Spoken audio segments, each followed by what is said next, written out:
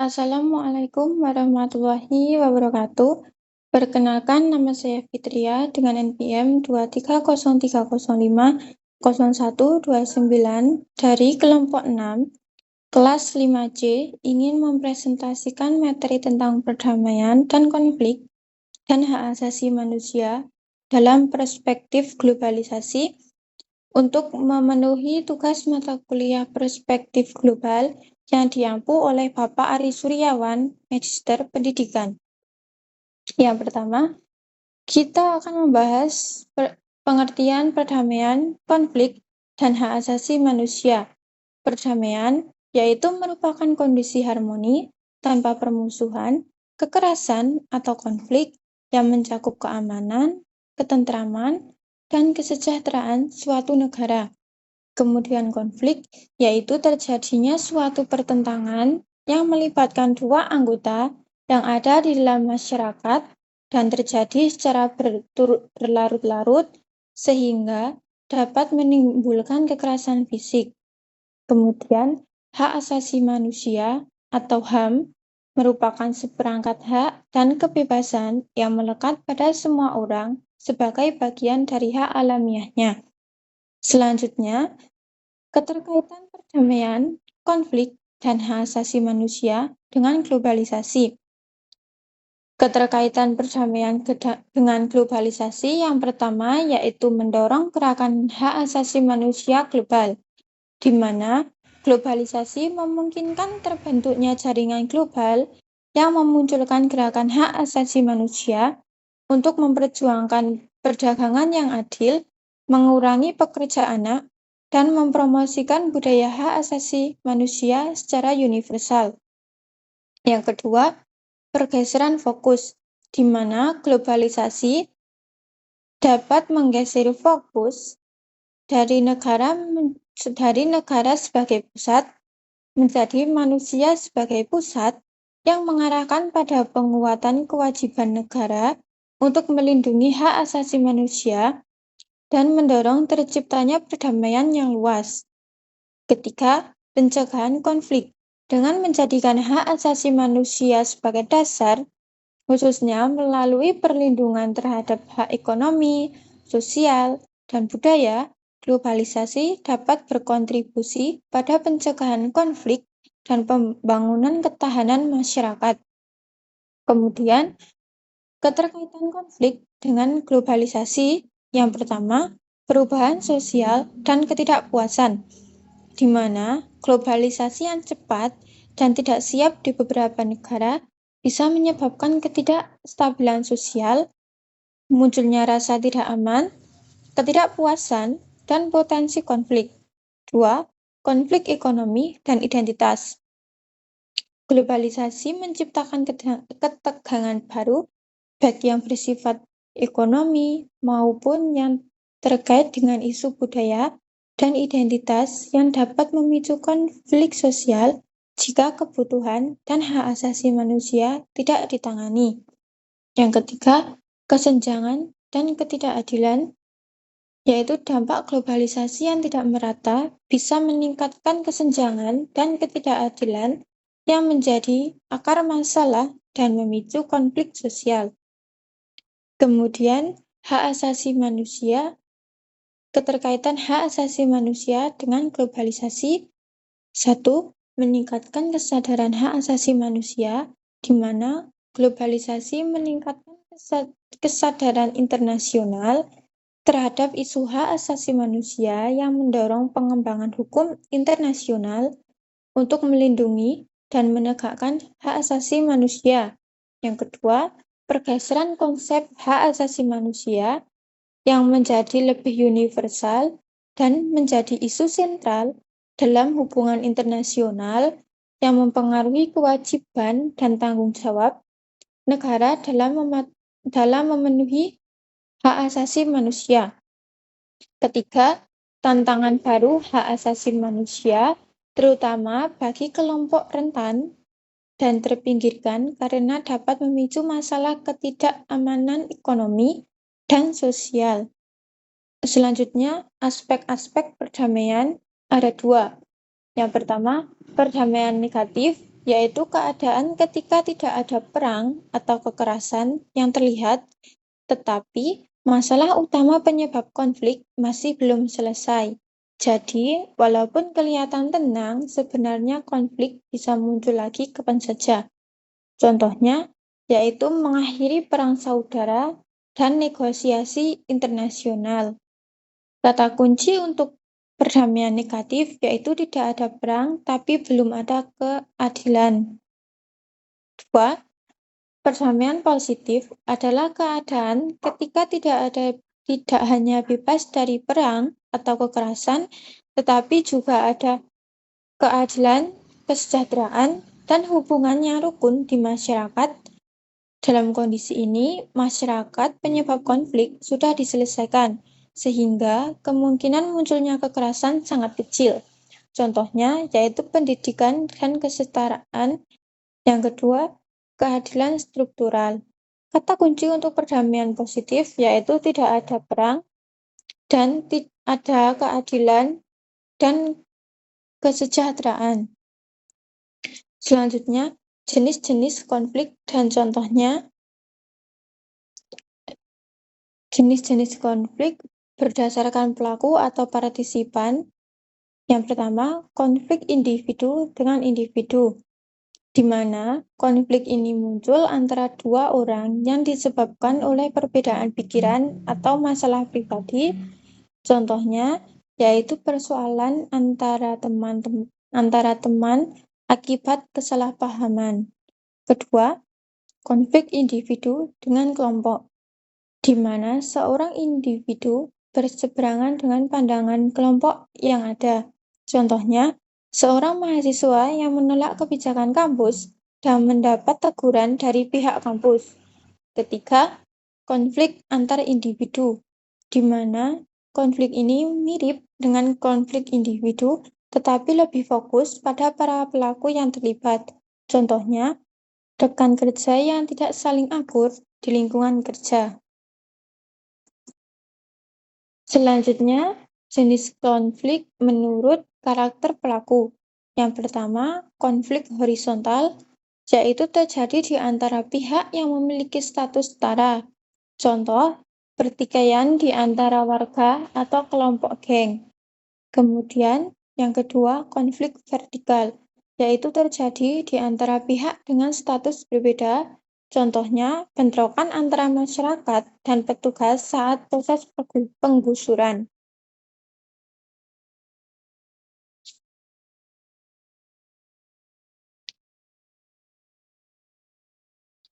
Selanjutnya, jenis-jenis konflik dan contohnya berdasarkan jenis masalah atau kepentingan. Yang pertama, konflik pribadi, yaitu berasal dari isu pribadi antara individu yang bersangkutan. Contohnya, perselisihan mengenai warisan di antara dua saudara. Yang kedua, konflik agama, di mana muncul di antara kelompok dengan kepercayaan yang berbeda. Contohnya yaitu ketegangan di antara penganut agama yang disebabkan oleh perbedaan pandangan. 3. Konflik rasial, yaitu terjadi antara kelompok dengan ras yang berbeda karena perbedaan budaya atau kepentingan. Contohnya, gerakan Black Lives Matter di Amerika Serikat sebagai reaksi terhadap diskriminasi ras. Keempat, konflik antar kelas sosial, yaitu muncul di antara kelompok sosial dengan perbedaan status ekonomi. Contohnya, permintaan serikat pekerja kepada pengusaha untuk peningkatan gaji. Kelima, konflik politik, yaitu muncul akibat perbedaan pandangan ideologis atau kepentingan politik. Contohnya, persaingan antara partai selama masa pemilihan.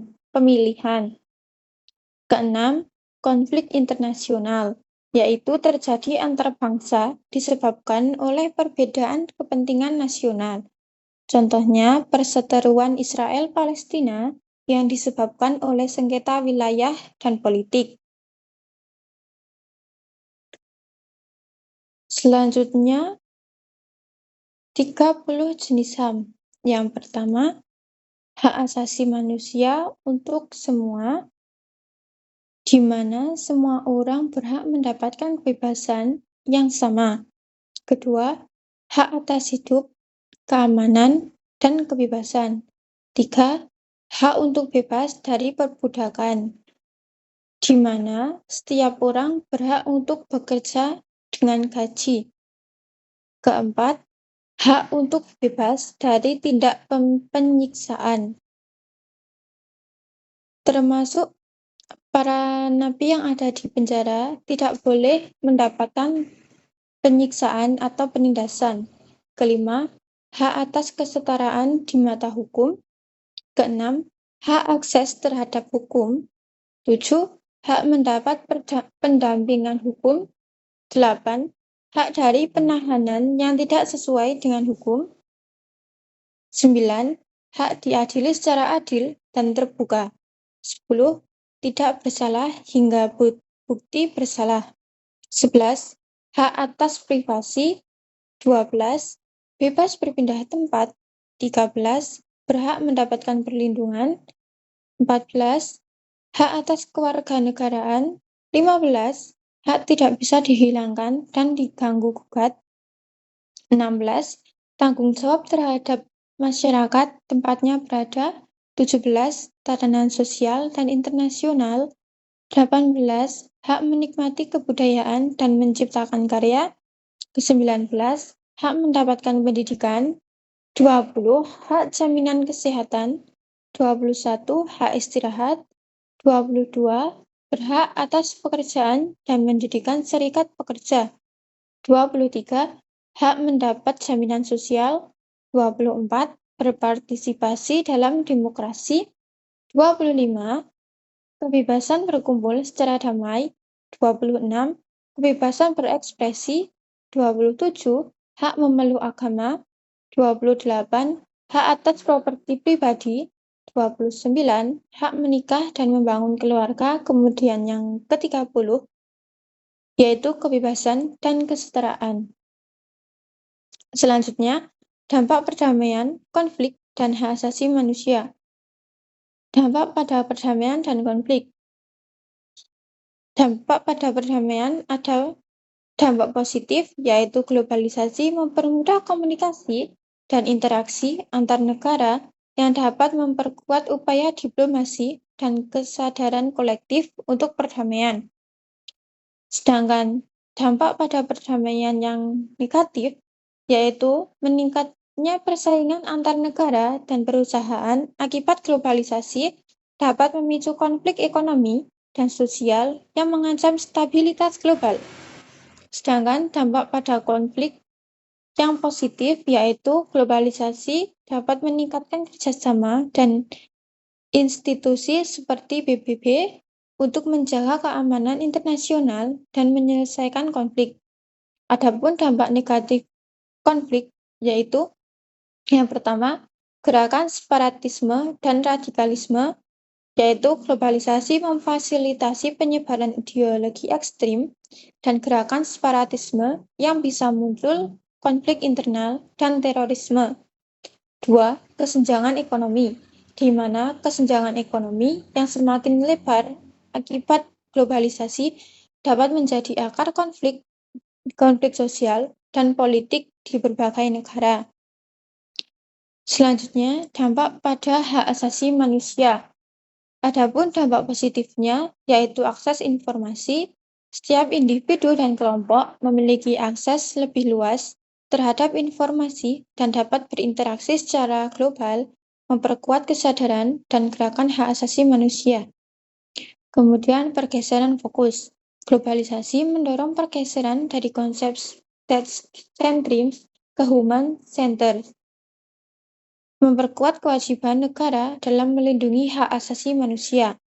Adapun dampak hak asasi manusia yang negatif, yaitu ketidaksetaraan dan eksploitasi. Globalisasi dapat memperburuk ketidaksetaraan, mendorong eksploitasi pekerja, dan menimbulkan tantangan dalam perlindungan hak ekonomi dan sosial. Kemudian, budaya dan nilai.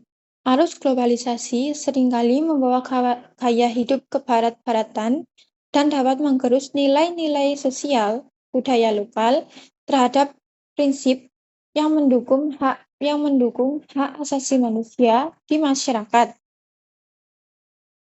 Selanjutnya, faktor-faktor yang menghambat penerapan perdamaian dan hak asasi manusia. Yang pertama, konflik dan ketidakstabilan politik, di mana perang dan konflik yang bersenjata dapat menimbulkan pelanggaran hak asasi manusia. 2. Ketidaksetaraan ekonomi dan sosial, di mana ketimpangan akses terhadap kebutuhan dasar dan kesempatan, serta diskriminasi terhadap kelompok yang rentan atau terpinggirkan. Ketiga, kedaulatan negara. Ini menjadi alasan pemerintah tidak mematuhi standar hak asasi manusia internasional atau menolak campur tangan asing dalam isu hak asasi manusia. 4. Kurangnya kesadaran masyarakat mengenai hak asasi manusia, yaitu di mana penegakan hak asasi manusia di berbagai negara menjadi sulit. 5. Ancaman terorisme yang mengganggu stabilitas dan ekonomi. Keenam, tantangan era digital, di mana AI menimbulkan masalah privasi dan eksploitasi data pribadi yang mengancam hak asasi manusia, serta media yang tidak netral akan memperkeruh konflik. Yang selanjutnya, penegakan hukum lemah, di mana korupsi dan ketidakadilan dalam akses ke pengadilan. Yang terakhir, kurangnya kerjasama internasional, di mana tidak semua negara mau bekerja sama dalam menyelesaikan isu hak asasi manusia.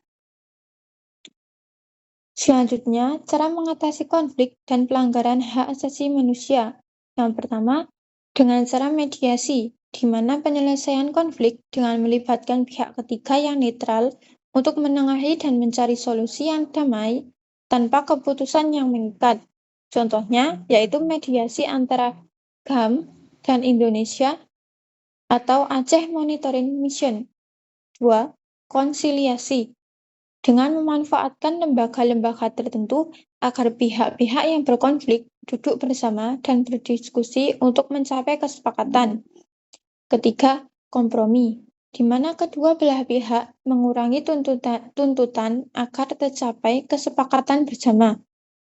4.